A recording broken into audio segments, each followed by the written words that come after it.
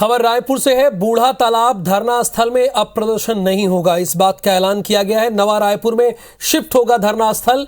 राज्योत्सव मैदान के पास धरना स्थल चयनित कर लिया गया है। प्रदर्शनकारियों को नवा रायपुर में धरना देना होगा। बहुत जल्द बूढ़ा तालाब में प्रतिबंधित होगा धरना प्रदर्शन। जिला प्रशासन ने यह आदेश जारी कर दिया है।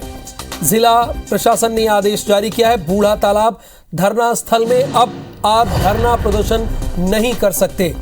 अगर आपको धरना प्रदर्शन करना है तो नया रायपुर में जाना होगा, चूंकि वहीं पर शिफ्ट कर दिया गया है। राज्योत्सव मैदान के पास धरना स्थल को चयनित भी कर लिया गया है। प्रदर्शनकारियों को नवा रायपुर में अब धरना देना होगा। बहुत जल्द बूढ़ा तालाब में प्रतिबंधित होगा धरना प्रदर्शन। जिला प्रशासन ने ये आदेश जारी कर दिया है।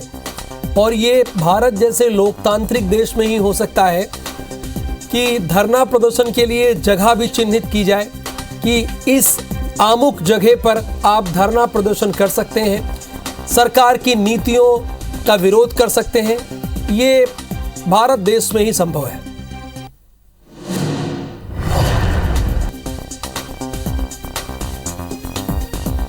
संदीप शुक्ला हमारे संवाददाता इस वक्त हमारे साथ लाइव जुड़े हुए हैं। संदीप, बकायदा जगह भी बता दी गई है कि कहां पर धरना प्रदर्शन करना होगा और कहां प्रतिबंधित है। आप विस्तार से इस खबर के बारे में बताइए हमारे दर्शकों को। देखिए, बहुत महत्वपूर्ण खबर है, क्योंकि प्रदेश भर से जिस भी संगठन को, संघ को सरकार के नीति के खिलाफ जो है अगर विरोध प्रदर्शन करना होता है, अपनी मांगों को लेकर कुछ प्रदर्शन करना होता है, वो रायपुर के बूढ़ा तालाब आकर प्रदर्शन करते हैं। लेकिन जो नया स्थल दिया गया है वो यहाँ से 25 किलोमीटर दूर है, तो संगठनों को रायपुर के बजाय नया रायपुर जाना होगा। वो यहाँ से 20-25 किलोमीटर दूर है। इससे एक तरफ तो जो कर्मचारी संगठन है और अलग अलग संघ है, उनमें नाराजगी तो है, लेकिन दूसरी तरफ जो बूढ़ा तालाब और बूढ़ापारा के आसपास के जो रिहायशी लोग, जो इलाके के लोग हैं, जो घंटों तक या जाम में फंसते हैं, उनको काफी राहत रहेगी। फिलहाल हमारे साथ कुछ कर्मचारी नेता हैं और हमारे साथ कुछ संगठन भी हैं जो यहाँ विरोध प्रदर्शन में बैठे हुए कई दिनों से। विजय झा जी है कर्मचारी नेता। इस आदेश को कैसे देखते हैं जो 3 एकड़ जमीन नया रायपुर में राज्योत्सव स्थल के पास दी गई है, अब आपको वहां धरना स्थल की अनुमति मिल गई है? नहीं, जिला प्रशासन ये कर दे सीधा सीधा कि अब कहीं धरना देना ही नहीं है। 25 किलोमीटर दूर धरना स्थल बनाना, कुल मिलाकर के ये जो 19 बिंदु का गृह विभाग ने आदेश जारी किया है, उसके अंतर्गत धरना दो ही मत। मेरा ये कहना है कि केवल कर्मचारी संगठन नहीं, जितने भी राजनीतिक पार्टी के संगठन है, जितने कर्मचारी संगठन है और हमारे मीडिया के साथी, ये तो लोकतंत्र में जो चौथा स्तंभ है मीडिया, उसको भी दबाने की कोशिश है। 25 किलोमीटर दूर कौन कवरेज करने के लिए जाएगा धरना प्रदर्शन को? सीधा सीधा ये है कि लोकतंत्र की हत्या हो रही है, इस पर पुनर्विचार किया जाए। इसके पहले जय स्तंभ चौक धरना स्थल था, उसके बाद संदीप इनसे पूछिए कि लोकतंत्र की हत्या कहाँ हो रही है। आपको बताया तो जा रहा है, जगह तो दी जा रही है ना। वहां पे लोग जाम से परेशान थे, वहां रहवासियों को प्रॉब्लम होती थी, इसीलिए जगह तो दी जा रही है। जगह दी जा रही है, रिहायशी इलाका है, यहाँ से हटाकर बाहर कर रहे हैं। यहाँ हजारों लाखों लोग परेशान होते थे, आपको जगह तो दी जा रही है, उसे लेकर क्या कहेंगे? देखिए, हम लोग कर्मचारी संगठन, हमारा मांग रहती है कि हमारा सरकार के विरोध में जो भी हमको मांग उठाना है, उसके लिए हम लोग हमारी मांग को उठाएंगे नहीं तो कहाँ जाएंगे? 25 किलोमीटर दूर आप भेज दीजिए, आप भेज रही है सरकार, शासन भेज रहा है, आदेश हो गया है। अब हमारे कर्मचारियों को लेकर के हम जाएंगे? ठीक है, यहाँ की जनता को तकलीफ होती है, जनता के लिए एक व्यवस्था, रूट चेंज हो जाता है, उसमें कोई खास विरोध नहीं होता। कर्मचारी संगठन अकेला ही अपने मांग को लेकर के यहाँ धरना स्थल पर नहीं बैठता। तो क्या जिला प्रशासन के इस फैसले के बाद कर्मचारी संगठन डिग गया है? एक्चुअल में धरना स्थल को सुव्यवस्थित बनाना चाहिए। अच्छा, एक बात अपन पूछते हैं, अभी इसको लेकर, इस आदेश को लेकर आप लोगों का क्या स्टैंड है? हमारा यही है कि कुल मिलाकर के छत्तीसगढ़ में धरना प्रदर्शन पर प्रतिबंध लगा करके अघोषित आपातकाल घोषित किया जा रहा है। बूढ़ा तालाब, आप अभी आदेश तो आ गया है, मतलब जगह चयनित हो गई है, अभी कभी भी आदेश आ जाएगा, ये प्रतिबंधित हो जाएगा और हम उम्मीद कर रहे हैं कि अगस्त तक ये आदेश आ जाएगा। आप लोग अभी क्या स्टैंड इस ऑर्डर? हमारा यह है कि प्रतिबंध के बाद भी यही धरना देंगे, सरकार हमको गिरफ्तार करे, हमको जेल भेजे। जो लोग प्रतिबंध लगा रहे हैं वो भी इसी बूढ़ा तालाब में धरना दे करके आज सरकार बना है, इस बात को क्यों भूलते हैं? ये बात है, ये कर्मचारी नेताओं की बात आ रही है, जो सफाई कर्मचारी संघ से आप इस फैसले को कैसे देखते हैं? ये हमारा स्वतंत्रता संग्राम सेनानियों का एक महान स्थल है। वो चाहता है कि जो मूल बिंदु है वो यहाँ से हट जाए। 25 किलोमीटर दूर अगर रहेंगे तो क्या वही नेता लोग जाएंगे? नहीं जाएंगे। क्या पत्रकार लोगों को तकलीफ नहीं होगा? क्या पुलिस हमारे सुरक्षा के लिए जाएगा? उन लोगों को तकलीफ नहीं होगा? सभी को तकलीफ होगा। तो रास्ता, इसका उपाय क्या सोचते हैं आप लोग? हम लोग यहीं पर रहेंगे और यहीं पर रहकर धरना प्रदर्शन करेंगे। देखिए, ये तो है संगठन के लोगों की बात है, लेकिन एक पक्ष ये भी है जो बूढ़ा तालाब के आसपास जो रहता है, हजारों लाखों लोग यहाँ पर रहते हैं, 8-8 घंटे का जाम होता है। तो क्या लगता है ये प्रशासनिक अव्यवस्था होती है? चलिए संदीप, बहुत बहुत शुक्रिया। समय का अभाव इसलिए हम आपको रोक रहे हैं, आगे बढ़ेंगे खबरों में। मुख्यमंत्री भूपेश बघेल भेंट मुलाकात कार्यक्रम के 5वें दिन सूरजपुर जिले के ग्राम पंचायत नवापार कला पहुंचे। सीएम ने ग्रामीणों से भेंट मुलाकात करते हुए इलाके के विकास के लिए बड़ी घोषणाएं की। उमेश्वरपुरम उप तहसील घोषित करने की घोषणा की। प्रेमनगर के उमेश्वरपुर में वोल्टेज समस्या का दूर करने के लिए बिजली सब स्टेशन स्थापित करने की घोषणा की। उच्च माध्यमिक स्कूल के नवीन भवन के निर्माण की स्वीकृति की। इसके अतिरिक्त सूरजपुर से कोरिया जिले से जोड़ने के लिए गेजी मार्ग में गेज नदी पर नए पुल के निर्माण की भी उन्होंने घोषणा की है।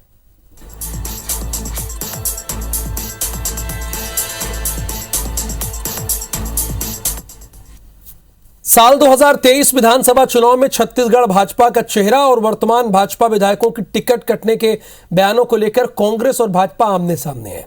23 विधानसभा में भाजपा विधायकों के टिकट कटने वाले मुख्यमंत्री भूपेश बघेल के बयान पर भाजपा के प्रदेश प्रभारी यानी भाजपा की प्रदेश प्रभारी डी पुरेंदेश्वरी ने कहा कि मुख्यमंत्री के पास दिव्य दृष्टि है क्या जो इस तरह की बात करते हैं।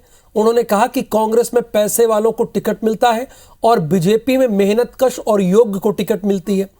वहीं 23 चुनाव में बीजेपी में चेहरा पर कहा कि बीजेपी चेहरे को लेकर चुनाव नहीं लड़ती, हमारा चेहरा कमल का फूल है। तो हमारा चेहरा अगर कुछ है तो वो हमारा कमल पुष्प है और हमारा भाजपा है और हमारा विकास है। जो हमने 15 सालों में किया वही हमारा चेहरा होगा। देश का प्रधानमंत्री नरेंद्र मोदी साहब पहले गुजरात का चेहरा था, अभी देश का चेहरा है। अगर छत्तीसगढ़ का मुख्यमंत्री बनाएंगे क्या हम लोग को उसको? उनके पास तो क्राइटेरिया होगा, जिनके पास पैसा है वही बनेंगे, है ना। बट हमारे पास वैसा क्राइटेरिया नहीं है। Whoever works for the people is the candidate for us wherever. Bharatiya Janata party में कितना नेता है? 14 लोग। इनका संपत्ति देखो, अब ये 70 विधायक कांग्रेस का संपत्ति देखो, एक विधायक के बराबर नहीं है। 70 लोग।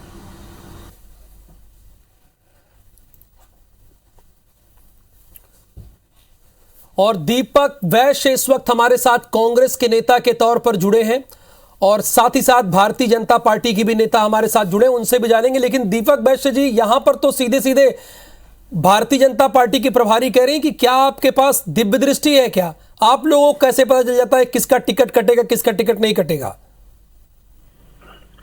देखिए, ये पार्टी का मामला है और सीएम साहब पूरे प्रदेश के हैं, उनको हर लोगों पर नजर रहती है और छत्तीसगढ़ सरकार बेहतर काम कर रही है। लेकिन हो सकते किसी कोई एमएलए हमारे कार्यकर्ताओं को संतुष्ट नहीं कर पा रहे होंगे, कोई कमी बेसी रहा होगा, ऐसा स्थितियां रहती है। रूलिंग पार्टी में थोड़ा सा कुछ नाराजगी रहती है, तो ऐसा स्थिति बन सकती है, बनती है कभी कभी। इसमें कोई आश्चर्य नहीं होना चाहिए। नंबर 1 क्या? नंबर 2, 3 बार 15 साल भारतीय जनता पार्टी की सरकार रही, क्या भारतीय जनता पार्टी के सरकार में टिकट नहीं कटा?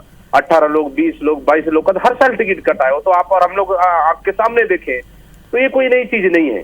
भारतीय जनता पार्टी के पास मुद्दा नहीं है, मुद्दा विहीन भारतीय जनता पार्टी है। मैं प्रभारी जी का बयान सुन रहा था, उनका कहना था कि कांग्रेस पार्टी पैसे वालों को टिकट देती। क्या दीपक पैसे वालों का रहा क्या? 2013 में टिकट लेके आए, विधायक बने, मेरे पास पैसा था क्या? 2018 में टिकट मिला, मेरे पास पैसा था क्या? और 2019 में मैं सांसद बन के गया हूँ तो मेरे पास टिकट था क्या? मेरे पास विरासत की राजनीति क्या? मतलब कांग्रेस पार्टी एक बेस लेवल की पार्टी है। जो कार्यकर्ता मेहनत करता है, जो जीतने के लायक है, ईमानदार है, पार्टी के प्रति वफादार है, उनको टिकट देके चुनाव लड़ाती है ताकि जनता के विश्वास में खरे उतरे।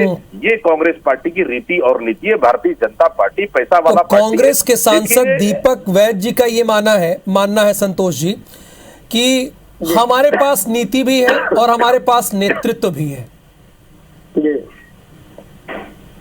आप इसका जवाब कैसे देंगे? न कांग्रेस के पास नीति है, न कांग्रेस के पास नेतृत्व है। न मैं ये कहूंगा यदि नीति और नेतृत्व होता तो कांग्रेस जो अखिल भारतीय था वो विगत 5 चुनाव में और भी जितने भी चुनाव हैं उसमें इनकी डब्बा गोल नहीं होता, जमानत जब्त नहीं होती। इनके पास नेतृत्व नहीं है, नीति नहीं है, मैं बताना चाहूंगा। और नहीं है इसीलिए ये क्या कर रहे हैं दूसरी पार्टी से। कन्हैया कुमार कहाँ के हैं? अरे इनका तो नाम लेने में भी पाप लगता है।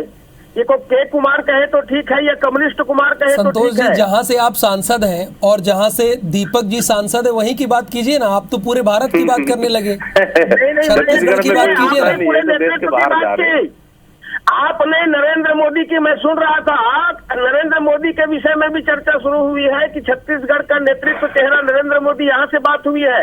ये प्रशांत किशोर के पैर पड़ रहे हैं, जाकर के परिक्रमा कर रहे हैं कि आओ संभालो, और वो लतिया रहे हैं कि नहीं नहीं जाओ अभी जरूरत नहीं, अपना नेतृत्व पहले ठीक कर लो। ये इंडियन नेशनल कांग्रेस के लिए सबसे बड़ी दुख भरी शर्म भरी बात है कि ये दूसरे का पैर पड़ रहे हैं। आज कांग्रेस की स्थिति क्या दीपक बैद जी ऐसी नौबत है? क्योंकि संतोष पांडे जी तो ऑन एयर आप पर आपकी पार्टी पर ही आरोप लगा रहे हैं। कांग्रेस पार्टी पुरानी पार्टी है, आना जाना चलते रहता है, कोई दिक्कत नहीं है, लेकिन उधारी पार्टी नहीं है।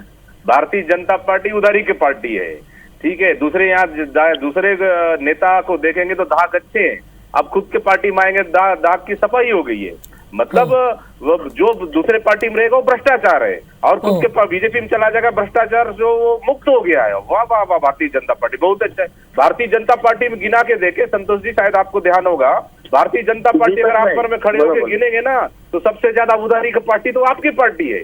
बाकी प्रतिशत छत्तीसगढ़ के पांडे जी मेरी बात सुन लीजिए, छत्तीसगढ़ में आपके पास कोई मुद्दा नहीं है, मुद्दा नहीं है आपके पास। और इसमें जो है जितने भी लीडर आए हैं वो भाजपा की रीति नीति को स्वीकार किए हैं, और आपके यहाँ जो आए हैं छत्तीसगढ़ में वेंटिलेटर में हो साहब आप लोग। सर बहुत बहुत धन्यवाद, आप दोनों सांसदों ने अपनी अपनी पार्टियों की राय रखी, दीपक बैद जी और साथ ही साथ संतोष पांडे जी, आप दोनों का बहुत बहुत शुक्रिया। बस्तर में धर्मांतरण मुद्दे को लेकर भाजपा अब गांव-गांव में रामायण और भागवत कथा के माध्यम से जन जागरण अभियान चलाने जा रही है। भाजपा का कहना है कि आदिवासी क्षेत्रों में दादा परदादा के समय से रामायण और भागवत कथा का आयोजन हो रहा है, लेकिन आज इन कार्यक्रमों का विरोध कुछ लोग अपने स्वार्थ से कर रहे हैं। भाजपा के इस अभियान पर कांग्रेस के सांसद दीपक बैद का कहना है कि 15 साल में सबसे ज्यादा धर्मांतरण और चर्च भाजपा शासनकाल में बने हैं। उन्होंने ये भी कहा कि भाजपा के पास राज्य सरकार को घेरने के लिए कोई मुद्दा नहीं है, इसलिए मुद्दा विहीन भाजपा एक दूसरे को लड़ाना चाहती है।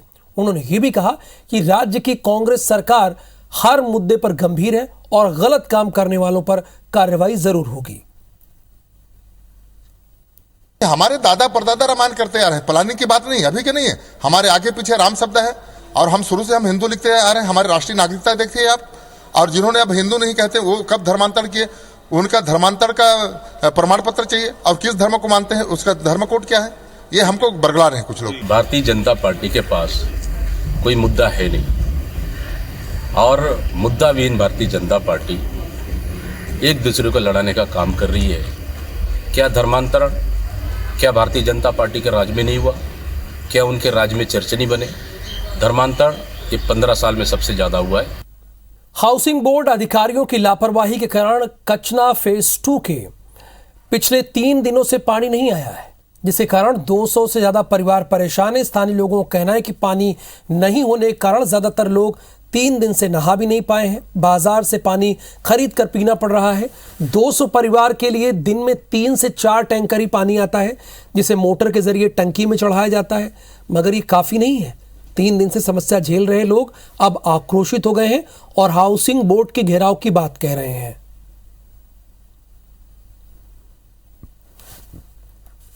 मार्केट से पानी खरीद के अपना काम चला रहे हैं। श्री कश्यप जी हैं जो हाउसिंग बोर्ड के, उनको हम लोगों ने आज 8 बजे सुबह फोन किया। वो बोलते हैं कि हमको सोने दीजिए मैडम, डिस्टर्ब मत करिए। वो सो रहे हैं और हम लोग रो रहे हैं पानी के लिए। 3 दिन से हम लोग बहुत परेशान हैं पानी के लिए। यदि टंकी में पानी नहीं रहेगा तो वॉशिंग मशीन भी नहीं चल रहा है। सुबह से चला है, कपड़ा डाले, थोड़ा सा चला फिर बंद हो गया। हम सोचे थोड़ी देर बाद चलो आधा घंटा बाद शायद टंकी भर गया होगा, तो फिर हम चलाए, फिर बंद हो गया। ऐसे करते करते वॉशिंग मशीन ही खराब हो गया। अधिकारियों को सोचना चाहिए कि गर्मी का मौसम है, सबको पानी की जरूरत है।